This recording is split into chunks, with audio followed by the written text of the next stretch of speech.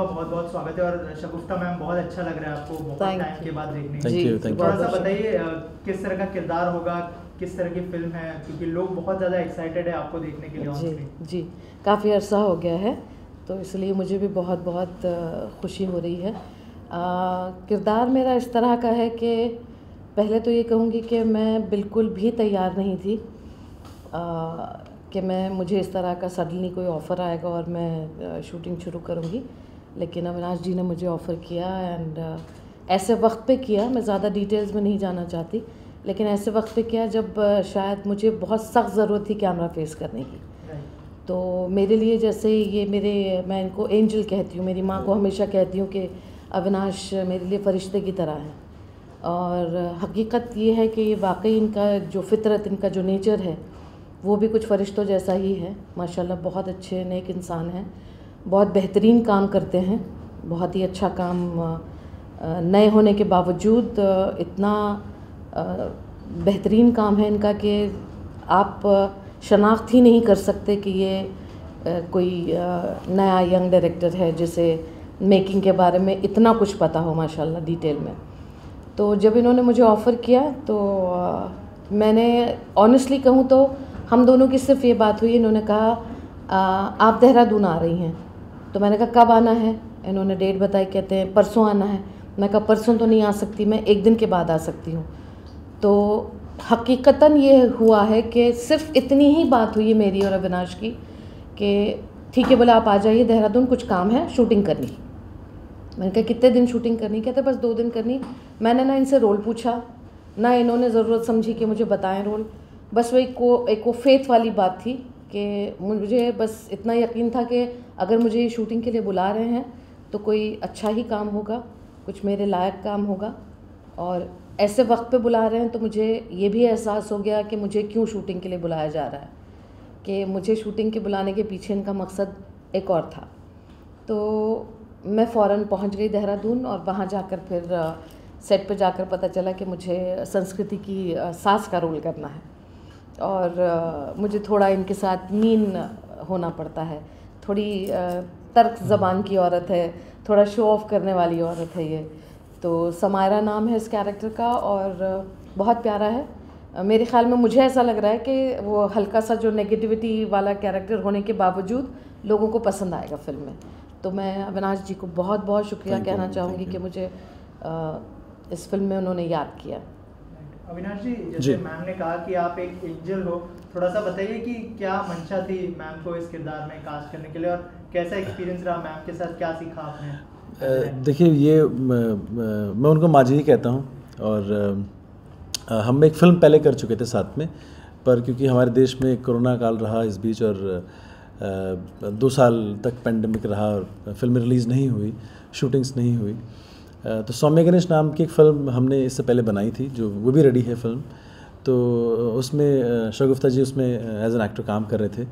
तो जब सुमेरु हैपन हुई, ये फ़िल्म आई आगे, तो मुझे लगा कि मुझे उन्हें कॉल करना चाहिए, क्योंकि जितनी बेहतरीन वो आर्टिस्ट हैं, जितना रियलिस्टिक प्ले वो करती हैं, अपने कैरेक्टर को पोर्ट्रे करती हैं, तो वो उनका बड़प्पन है कि वो ऐसा कह रही हैं कि मैंने उन्हें बुलाया। ज़रूरत मुझे थी उनको क्योंकि मुझे वैसा किरदार चाहिए था कि वो निभाएं। क्योंकि जब मैं उनके साथ काम कर रहा था as a director, as an actor Saumya Ganesh में, तो वो जो एक एक्टर की जो पॉजिटिविटी होती है जब वो एक सेट पे होता है, तो वो मुझे बहुत पसंद आई। तो वहाँ से इतनी ज़्यादा अच्छी बॉन्डिंग हुई कि मैं उन्हें माजी ही कहने लगा। और मुझे लगता है कि इस किरदार के लिए भले ही छोटा किरदार होगा इन अ वे, बट उनसे अच्छा एक्टर नहीं हो सकता था उस किरदार के लिए। संस्कृति, आपसे जानना चाहूँगा कैसा एक्सपीरियंस रहा? जैसे अविनाश जी ने बताया कि आप लोग पूरी टीम की तरह काम कर रहे थे, पेंडेमिक के जस्ट बाद आप लोगों ने शूट किया, कितना चैलेंजिंग था एज ए एक्टर? और थोड़ा सा अगर किरदार के बारे में बताएं। मेरा जो फिल्म में रोल है उस लड़की का नाम है Saavi Malhotra. She is very innocent and very clever at the same time. As a team अगर मैं बात करूँ तो चाहे वो डायरेक्टर है, चाहे वो प्रोड्यूसर है, चाहे वो राइटर है, चाहे वो अदर एक्टर्स हैं, सब ने बहुत शिद्दत से काम किया। मतलब जिसे कहते हैं किसी ने भी एक परसेंट भी शायद किसी ने अपने बारे में नहीं सोचा। सब ने बहुत सेल्फलेसली काम किया है, चाहे वो सर हैं, उन्होंने हम सबको एज एक्टर्स इतनी अच्छी तरीके से मोल्ड किया है। मेरे लिए एक्टिंग वाज समथिंग न्यू जो मैंने कभी नहीं करी थी, और शायद मैंने सोचा भी नहीं था कि मैं कभी करूँगी। बट फिर मुझे ऐसा फील होता था कि ठीक है, मतलब किसी ने अगर तुम पे इतना फेथ किया है और इतना ट्रस्ट किया है तो then I should go for it and I should give my best, that's all. Avinash ji, थोड़ा सा अगर फिल्म के बारे में बताएं, क्योंकि पोस्टर में हम देख रहे हैं कि रे छोरे, मतलब इस लड़के के दिमाग में बिल्कुल भी प्यार नहीं है, तो किस तरह की फिल्म नहीं, प्यार बहुत है उस लड़के के दिमाग में, दिल में। उसकी फैमिली थोड़ी सी डिस्टर्ब हो गई है, तो वो पहाड़ों में, उसके फादर जो हैं वो माउंटेनियर थे, हरियाणवी लड़का है, और उसकी ज़िंदगी में जब चीज़ें ख़राब होने लगती हैं तो उसको अपना फादर याद आता है। उसको लगता है कि मुझे उस बर्फ़ में जहाँ उसके पिता उसे दब गए हैं, तो वहाँ से उसको अपने पिता को बाहर निकालना चाहिए और उनका अंतिम संस्कार करना चाहिए कि वो जो उनका शरीर है, पार्थिव शरीर, वहाँ ना पड़ा रहे। तो कहानी जो है वो वापस फादर सन के रिलेशनशिप में इंडल्ज होती है, और उसी इन द मीन वाइल उस रास्ते में, उस जर्नी में, बाप तक पहुंचने की जर्नी में उसको सावी, जो संस्कृति प्ले कर रही है कैरेक्टर, वो उसे मिलती है। और संस्कृति का जो कैरेक्टर है सावी, वो भी इन अ वे वो सूरत की रहने वाली है, गुजराती लड़की है, और इन अ वे वो भी अपनी लाइफ से थोड़ा सा डिस्टर्ब्ड है, कॉम्प्लेक्स कैरेक्टर है। दोनों कॉम्प्लेक्स कैरेक्टर एक बर्फ़ में मिलते हैं दोनों के दोनों, और कैसे वो दोनों फिर प्यार में पड़ते हैं। This the film is all about Sumeru. Shagufta ma'am, आपसे जानना चाहूँगा, जैसे अविनाश ने बताया कि जिस तरह की फिल्म है, लेकिन कोविड से जस्ट बाद, तो आपके लिए एज एन एक्टर कितना डिफिकल्ट था कोविड के उस सिचुएशन के बाद जो है प्रिकॉशंस के साथ पूरा शूट करना? अगर थोड़ा सा अगर उस बारे में बताएं। सबसे पहले तो मैं खड़े होकर एक बात बोलना चाहूँगी कि मैं अविनाश और पूरी टीम के लिए और संस्कृति के लिए क्लैप करना चाहूँगी। अरे यार, thank you. No, because they deserve it. यकीन मानिए, जिस माहौल में, जिस मौसम में इन लोगों ने शूट किया है, मतलब hats off to these people.